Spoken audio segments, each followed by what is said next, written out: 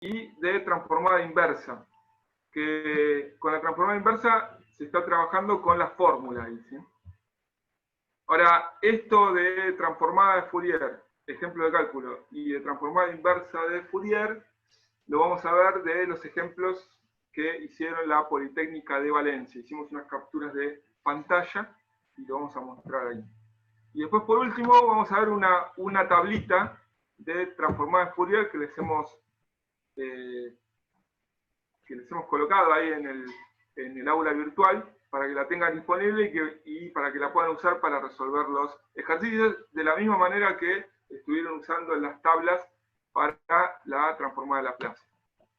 Así que bueno, yendo, no sé cómo estamos con el tiempo. ¿El tiempo estamos bien, Gustavo?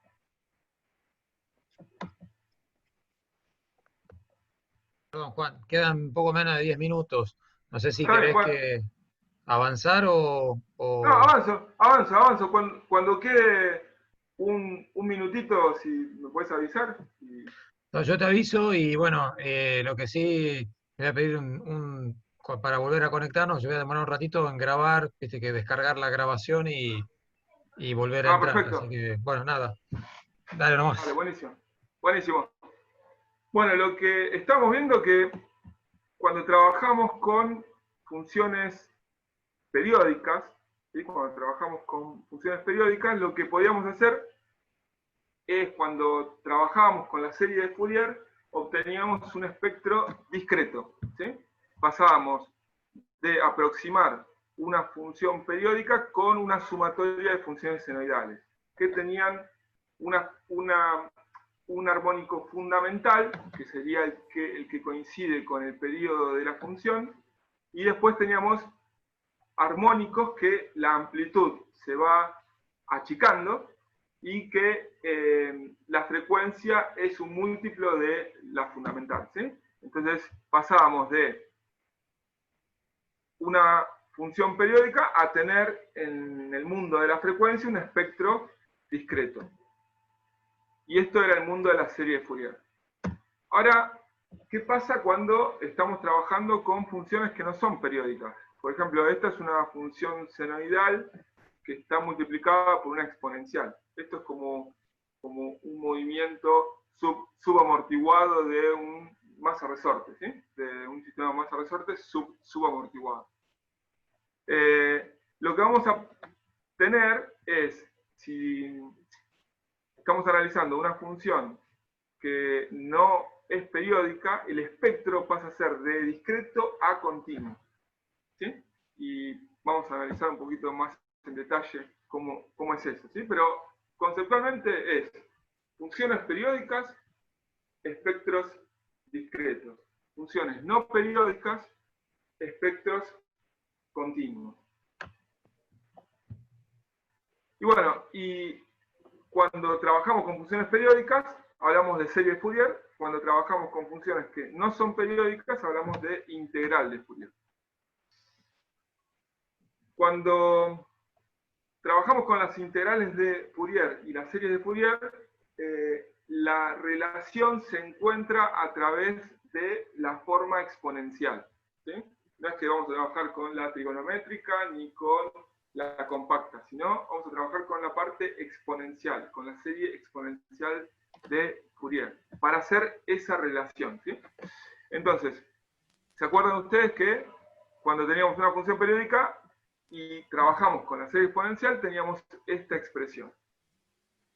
Y la integral de Fourier, que es como el símil, pero para las funciones no periódicas, tiene esta fórmula de cálculo, que sería 1 sobre 2pi, la integral de menos infinito a infinito, de f de j omega, que esto se llama transformada de Fourier, por e a la j omega t diferencial omega. Esto hasta ahora, ustedes tómenlo como que es una fórmula, ¿sí? Simplemente es una fórmula que se utiliza para funciones no periódicas. ¿Cómo calculamos el espectro de las funciones periódicas? Con el d sub n y esta fórmula que ya la habíamos visto la clase pasada. Ahora, para las funciones no periódicas dijimos que es un espectro continuo y el cálculo se realiza con esta fórmula. f de t e a la menos j omega t. Fíjense que hay algunas similitudes en las fórmulas. Ahora, como estamos en espectros continuos, pasamos de trabajar, en vez de con una sumatoria, con una integral. Y después para los espectros, ¿sí? Si son discretos o si son continuos, fíjense que hay unas similitudes. Es la f de t multiplicado por una exponencial negativa. Acá es omega, porque es un espectro continuo. Acá es n omega 0, ¿sí? Porque es un espectro discreto. Acá lo que no aparece es el 1 sobre t, porque al no ser una función periódica no tiene nada que ver el periodo. Así que bueno, acá estamos presentando simplemente las fórmulas. ¿Ok? Estamos presentando las fórmulas de cómo trabajar con funciones periódicas y con funciones no periódicas.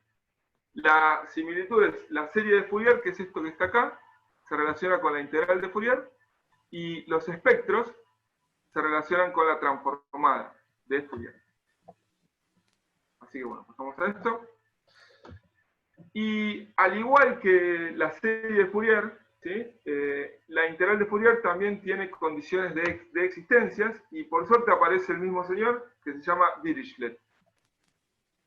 Básicamente tenemos dos condiciones en los cuales tiene que ser absolutamente integrable. Quiere decir que el módulo de esa función integrada entre menos infinito a infinito tiene que converger a un número, ¿sí? No se puede ir al infinito. Y después la f de t tiene a lo sumo un número finito de máximos y mínimos y un número finito de discontinuidades en cualquier intervalo finito, ¿sí? O sea, máximos y mínimos que sean finitos, que sea un número de máximos y mínimos, y que tenga un número finito de discontinuidades. Si una función cumple con estas dos condiciones, podemos asegurar la existencia de la integral de Fourier. Ahora, son condiciones suficientes, ¿sí? No necesarias, ¿ok? O sea, existe una gran diferencia. Puede haber alguna función que no cumpla con esto, pero que tenga la integral de Fourier. Lo que nos asegura estas condiciones de Dirichlet, que si cumple con estas dos condiciones, entonces podemos asegurar la existencia. Bueno, tenemos la transformada de Fourier y el espectro continuo.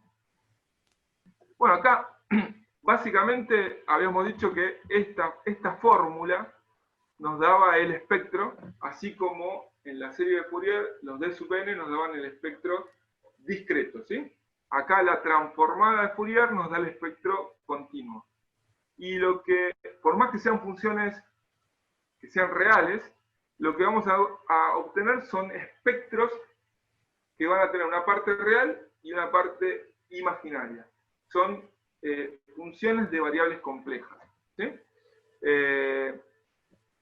Entonces, una vez que hacemos este cálculo, tenemos una f de t, lo multiplicamos por e a la menos j omega t, diferencial t, hacemos la integral entre menos infinito e infinito, vamos a obtener la transformada. Esa transformada después vamos a calcular la parte real y la parte imaginaria, y una vez que tenemos la parte real y la parte imaginaria, lo vamos a poder expresar de esta manera. Vamos a poder obtener la amplitud que va a tener por cada omega y el ángulo, ¿sí?